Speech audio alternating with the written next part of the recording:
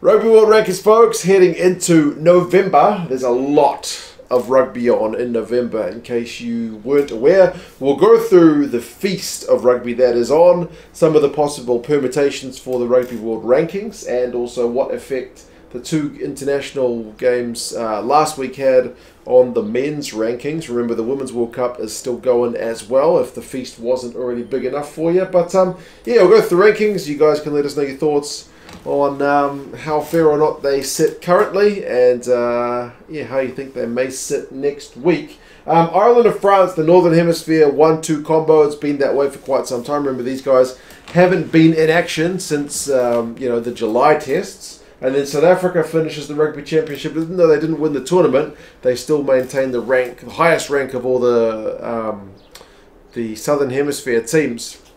The fact that these guys are playing Ireland like 3 versus 1 in the first round of the November games, well, I guess second if you count the ones that were played last week, is going to be pretty epic. All Blacks, like I mentioned, they did win the Rugby Championship, still below the box, just above England. And England is kind of the cutoff point for the top 5 teams. You can see England's on 86.25, and then there's a big gap to the Aussies, because you can pretty much at most take 2 points from an opponent. So England is a couple of wins ahead, essentially, of the teams below them. So the Wallabies are one of the teams that has gone up. They're the only team in this top 16 which has gone up because they won over Scotland away from home. Remember, you get more, essentially, for winning away from home, because the way the formula works, it counts your opposition as stronger than their ranking actually shows if they are at home. So the Wallabies away win sees them leap from 9th through to 6th, which is quite a jump. But you can see 82, 81, 81, 80.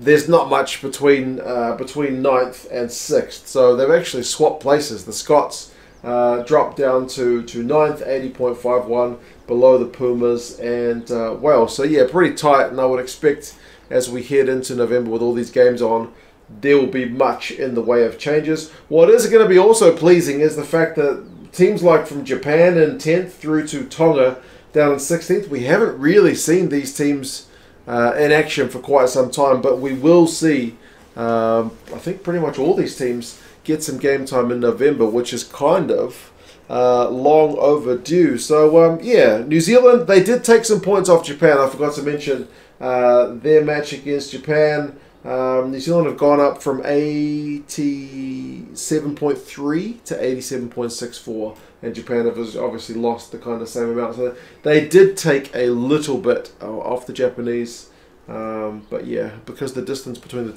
teams in points is quite a lot, they didn't end up taking much at all. What are all these games on in November? Well, obviously, like I said, the Women's World Cup is finishing off. Semi-finals this weekend. France, New Zealand, and England, Canada.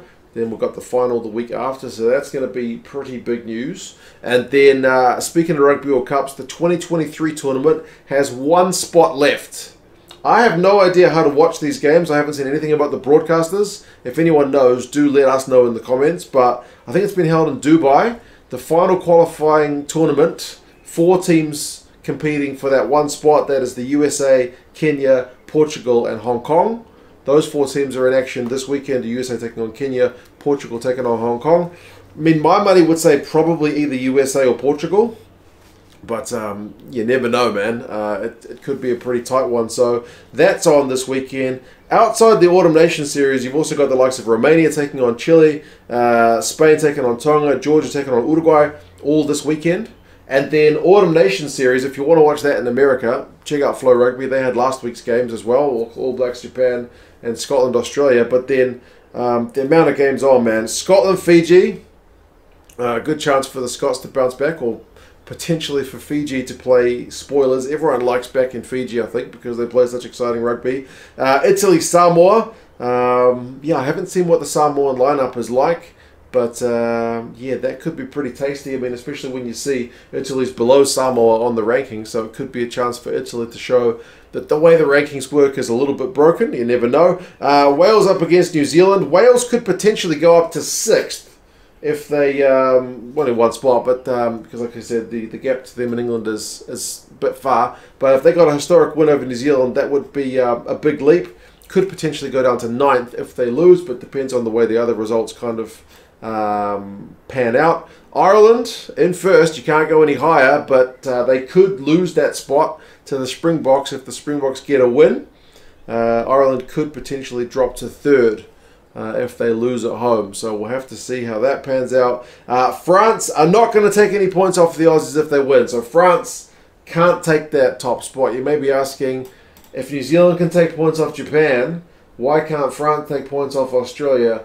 The key point is the points, because France is on 89, Australia is on 82, and the home side gets kind of a +3 to their score. So France on 89, so it's 90, 91, 92. So France is on 92 at home, 92.41. Australia's on 82.08, and the cutoff point for taking points off your opposition is 10 points. So France, with their home advantage, are more than 10 points on the ranking scale ahead of Australia. So you can't take points off anyone with that kind of gap.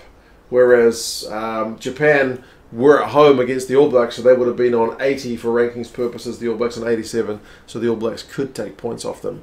I know it kind of feels counterintuitive when you're looking at the spots on the log, but yes, France can't take any points off Australia, but they could drop, obviously. So I think like 4th if they lose, again depending on how other results go. England, Argentina. Argentina could certainly pop up a wee bit, and for England, they won't get a heck of a lot out of it, but again it depends on like if the All Blacks were to lose, whether they could kind of pass them or not. But yeah, man, a lot of rugby on this weekend. Good time to be a fan. Who do you reckon are going to be the 2 teams to watch this weekend? If you're saying Ireland and South Africa, I agree, that's going to be a massive game. Both these teams are going to be wearing similar coloured kits. It could be a bit of a debacle.